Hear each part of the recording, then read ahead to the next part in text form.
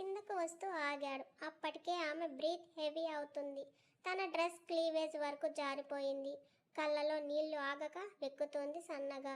Don't panic baby, ఏం కాదు, just చిన్న పెయిన్ ఉంటుంది అంతే అంటూ ఆమె టీయర్స్ని తుడుస్తూ వెక్కుతూ వణుకుతున్న ఆమె పెదాలను చూస్తూ వెంటనే లిప్ లాక్ చేశాడు. చేతులు కట్టి ఉండటంతో వెనక్కి జరగడానికి కూడా వీలు లేకుండా ఉంది ఆమెకి. దాంతో కోపం వచ్చి సాయి కింద పెదవిని కొరికేసింది. రాక్షసి అంటూ కన్నింగ్ స్మైల్తో ఆమె పెదవిని వదిలి ఆమె హార్ట్ మీద ఇండెక్స్ ఫింగర్ పెట్టి చూపిస్తూ, ఇక్కడ లైఫ్ లాంగ్ నేను ఉండిపోయేలా నీకు గిఫ్ట్ ఇస్తాను బేబీ అంటూ చేతులకి గ్లౌజ్ వేసుకున్నాడు. చేతిలోకి టాటూ వేసే మిషన్ తీసుకుని దానికి న్యూ నీడిల్ ఫిక్స్ చేసి ఇంక్ ఫిల్ చేశాడు. ఇంతకు ముందే టాటూ ఎలా వేయాలో అడిగి తెలుసుకున్న సాయి ఇప్పుడు తనే స్వయంగా ఆమె హార్ట్ దగ్గర తన నేమ్ టాటూ వేయాలని డిసైడ్ అయ్యాడు. శైలుకి మైండ్ అంతా దిమ్మెత్తిపోతుంది. కొట్టినా తిట్టినా భరించేదేమో కానీ ఇలా తన ఒంటి మీద పచ్చబొట్టు వేయాలనుకుంటున్న అతన్ని చూసి ఫస్ట్ టైం నిజంగానే భయంతో వణుకుతోంది. చైర్ని వెనక్కి వాల్చి ఆమె ముందు ఒక చైర్లో కూర్చొని కాటన్తో ఫస్ట్ టాటూ వేసే ప్లేస్ని నీట్గా క్లీన్ చేశాడు. శైలు అర్ధనాదం అస్సలు అతని చెవికి చేరడం లేదు. తన చేసే పని మీదే దృష్టిని మొత్తం నిలిపాడు. ఏ డిజైన్ వేయాలో ఆల్రెడీ డ్రా చేసినట్టు ఉన్నాడు. ఆ పేపర్ని చూస్తున్నాడు. సాయి సారీ సారీ, ఇంకెప్పుడు ఇలాంటి పని చేయను, లాస్ట్ మిస్టేక్గా వదిలిపెట్టు నన్ను అంటూ బతిమాలుతున్న సాయి మాత్రం కూల్గా ఉన్నాడు. Sai red colour love symbol మధ్యలో తన నేమ్ వచ్చేలా ఉంది ఆ డిజైన్. అదే డిజైన్ని శైలు హార్ట్ దగ్గర డ్రా చేస్తున్నాడు. Shailu don't shout and keep quiet అన్నాడు హార్డ్ టోన్తో. మనిషివేనా నువ్వు అసలు? మనసు అనేది ఉందా నీకు? ఎందుకు ఇలా సైకోలా ప్రవర్తిస్తున్నావు? పచ్చబొట్టు ఇష్టంతో వేయించుకుంటారు, ఇలా బలవంతంగా కాదు. ఇది ఎవరైనా చూస్తే ఏమనుకుంటారో తెలుసా అంది బాధతో ఆవేదనగా. నీ హార్ట్ దగ్గర ఉండేది నేనైనప్పుడు ఎవరో ఎందుకు చూస్తారు? కాన్సన్ట్రేషన్ అంతా డ్రా చేస్తున్న డిజైన్ మీద పెట్టి ఆమెకు ఆన్సర్ ఇచ్చాడు. షటాప్ సాయి, రేపు నాకు పెళ్ళయి నా హస్బెండ్ చూస్తే ఏంటి నా పరిస్థితి అంది కోపంతో అరుస్తూ. డిజైన్ కంప్లీట్ చేసి మార్కర్ పక్కన పడేసి, మెంటల్, నీ మొగుడిని నేనే అని తెలియక ఇలా ఫ్రస్ట్రేషన్ తెచ్చుకుంటున్నావు. చూడు ఎంత ముద్దుగా ఉందో నీ గుండెల మీద నా పేరు అంటూ ముద్దు పెట్టాడు. నువ్వు రాక్షసుడివి, మనిషివే కాదు, నీడిల్ చూస్తూ భయంతో అంటుంది. మూసేయి నోర్ని, కదిలావో ఒళ్ళంతా వేస్తాను పచ్చబొట్టు. సో కాసేపు నాకు కోఆపరేట్ చెయ్యి, నా పేరు నీ హృదయం మీద అందంగా రాసుకుంటాను అని ఆమె దగ్గరకు జరిగి హార్ట్ మీద టాటూ వేశాడు. అమ్మ అంటూ అరిచింది సూదులతో తన సున్నితమైన చర్మం గుచ్చుకుంటుంటే. కదలకు అన్నాడు సీరియస్ టోన్తో. పంటి బిగువన నొప్పిని భరిస్తూ తనకు ఇంచు గ్యాప్లో ఉన్న సాయి ఫేస్ని చూసింది కన్నీళ్లతో.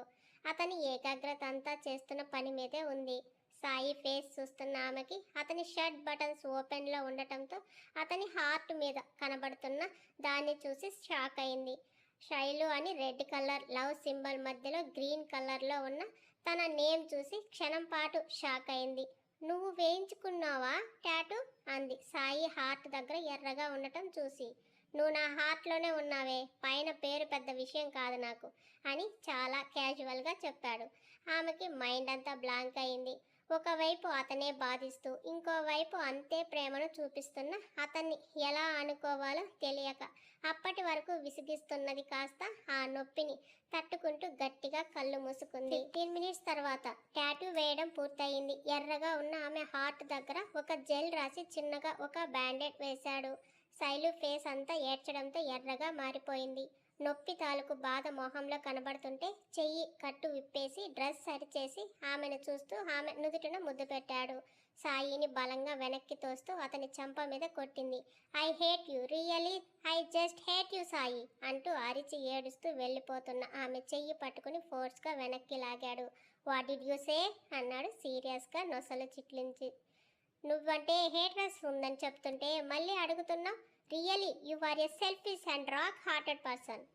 షటప్, ఇంకా ఎక్కువ వాగితే ఈ సైడ్ కూడా పొడుస్తాను అంటూ చెయ్యి లాగాడు.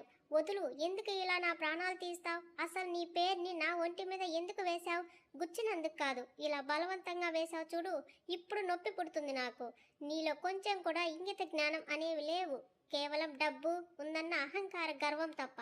అందుకే నా నిస్సహాయతని అడ్డం పెట్టుకొని ప్రతిసారి నన్ను బాధ పెడుతున్నావు అంది కోపం ఆవేశం పొంగుతుంటే. శైలు నడుం పట్టి దగ్గరకు లాక్కొని, నువ్వు అరిచి గీ పెట్టి మొత్తుకున్నా నేను మారను. ఎందుకు గొంతు పోయేలా అరవడం చెప్పు? అసలే హాట్గా ఉన్నావు. ఒక కిస్ నాకు ఇచ్చేసి కాస్త కూల్ అయ్యావే అనుకో, ఇప్పటి వరకు పడ్డ నొప్పి అంతా మాయమైపోయి హాయిగా ఉంటుంది అని ఆమె ఫేస్ మీద ఎయిర్ బ్లో చేశాడు. ఛీ, నిన్ను తిట్టడానికి కూడా నాకు తిట్లు రావడం లేదు. చేసావుగా ఘనకార్యం, వదిలింక నన్ను అంటూ అతని చేతులను విడిపించుకోవాలని చూస్తుంది.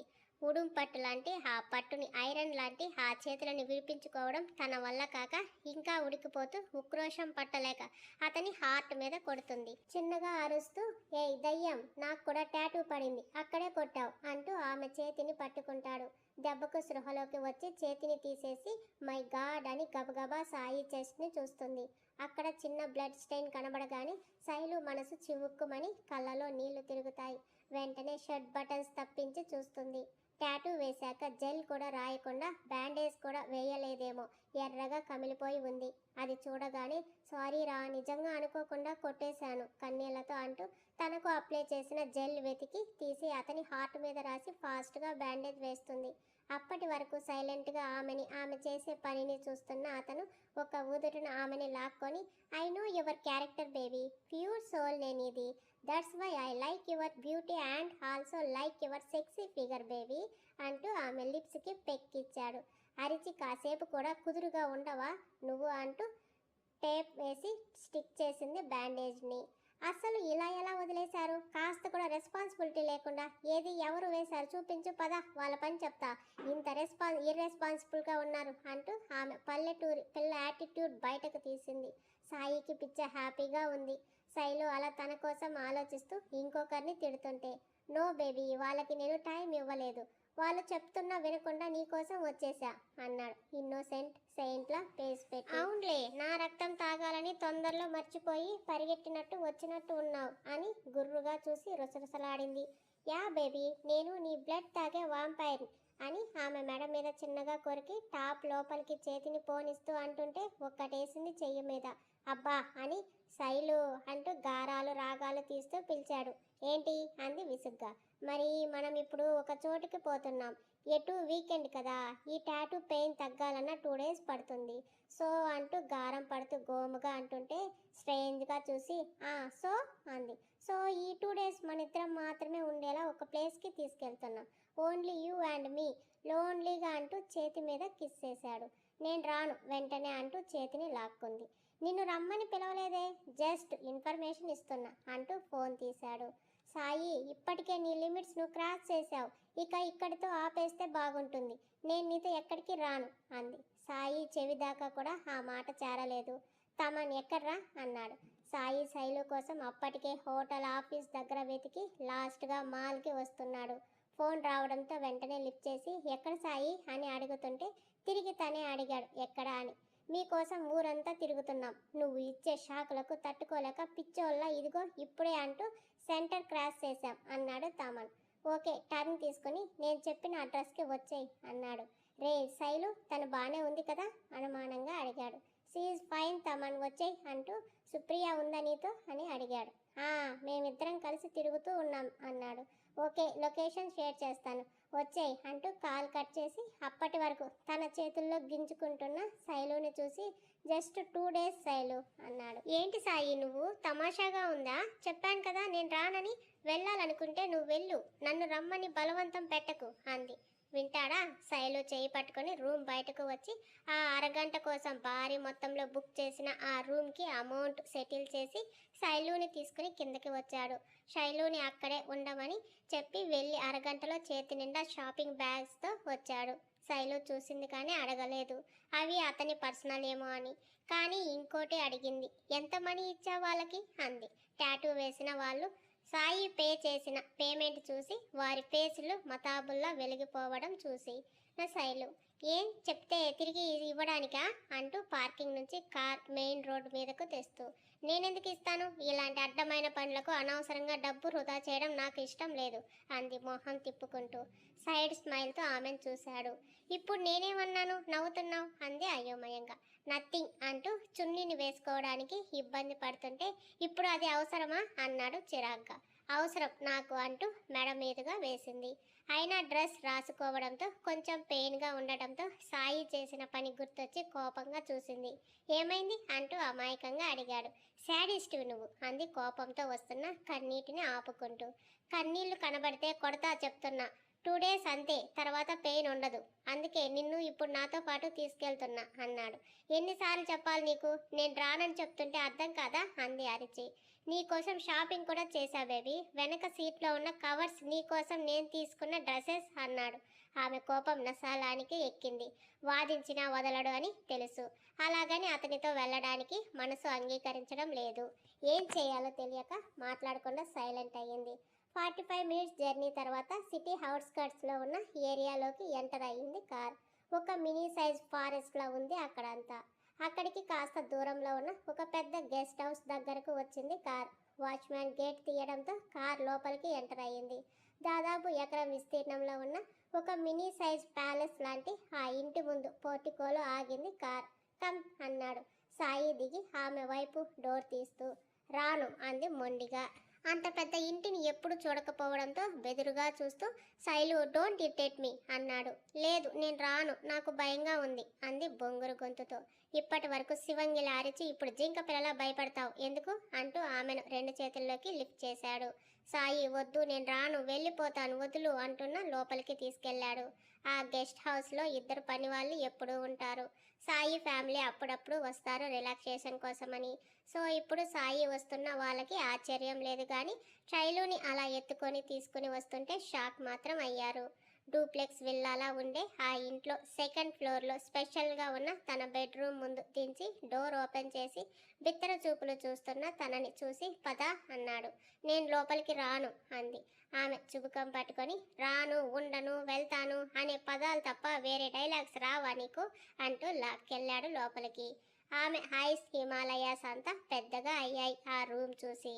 హోటల్ రూమ్ కంటే డబుల్ సైజులో ఉంది. ఇంపోర్టెడ్ ఫర్నిచర్ రిచ్ లుక్తో కళ్ళు చెదిరిపోతుంటే గుండెల్లో వణుకొచ్చింది. పాదం అక్కడ ఉండనని పరుగందుకోవడంతో వెనక్కంతా తిరిగింది పారిపోవడానికి. డోర్ లాక్ చేసి ఇటు తిరిగిన సాయిని చూసి బిక్కమొహం వేసి నేను వెళ్ళిపోతాను, ఇక్కడ ఉండను అంది బెదురు గొంతుతో. ఆమె భయాన్ని చూసి పాపం అనిపించింది. తన ముందుకు వచ్చి అదే చిట్టిగడ్డాన్ని మెల్లిగా పైకంటూ సూటిగా చూశాడు తనని. అన్సెక్యూర్ ఫీలింగ్ పుష్కలంగా కనబడుతుంటే నమ్మకం లేదా నా మీద అన్నాడు స్మూత్ వాయిస్తో. అతన్ని చూడకుండా భయంగా ఉంది నాకు. ఇలాంటి ప్లేస్ నేను ఎప్పుడూ చూడలేదు. ప్లీజ్ నేను వెళ్ళి అంటున్న ఆమె పెదవి మీద వేలు అడ్డు పెట్టి నీకు ఎలాంటి ఇబ్బంది ఉండదు ఇక్కడ. అండ్ ఇది నా ప్లేస్, నన్ను కాదని ఎవ్వరూ రాలేరు కూడా. డోంట్ థింక్ స్టూపిడ్ థింగ్స్ అని.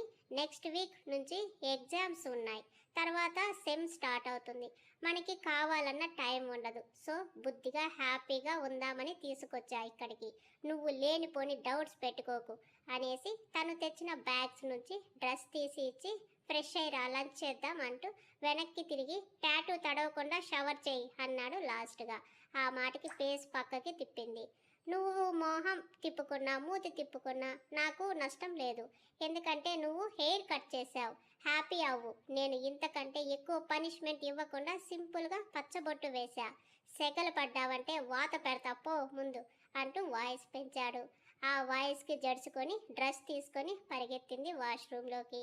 కార్నర్ స్మైల్తో ఆమెను చూసి బయటకు వచ్చి వాళ్ళ నాన్నగారికి కాల్ చేసి గెస్ట్ హౌస్కి వచ్చాను 2 days టైం స్పెండ్ చేయడానికి అన్నాడు హాల్లో కూర్చుంటూ. అవునా, ఒక్కడివే ఏం బాగుంటుంది, సుప్రియాని తీసుకెళ్ళొచ్చు కదా, చాలా రోజులు అయ్యింది చూసేది అన్నారు ఆయన. తమన్ సుప్రియాని తీసుకొచ్చాను, మీకు ఇన్ఫార్మ్ చేద్దామని కాల్ చేశాను అనగానే కొడుకు తనకు చెప్పాడు అన్న ఆనందానికి ఆయన ఆకాశంలోకి ఫ్లయింగ్ అయ్యారు. తమన్ సుప్రియ సాయిని సీరియస్గా చూస్తుంటే కేర్లెస్గా చూస్తూ ఓకే డాడ్ ఉంటాను అంటూ కాల్ కట్ చేశాడు. ఏంటి సాయి ఇక్కడికి ఎందుకు రమ్మన్నావు అంటూ సోఫాలో సెటిల్ అవుతూ అడిగాడు తమన్.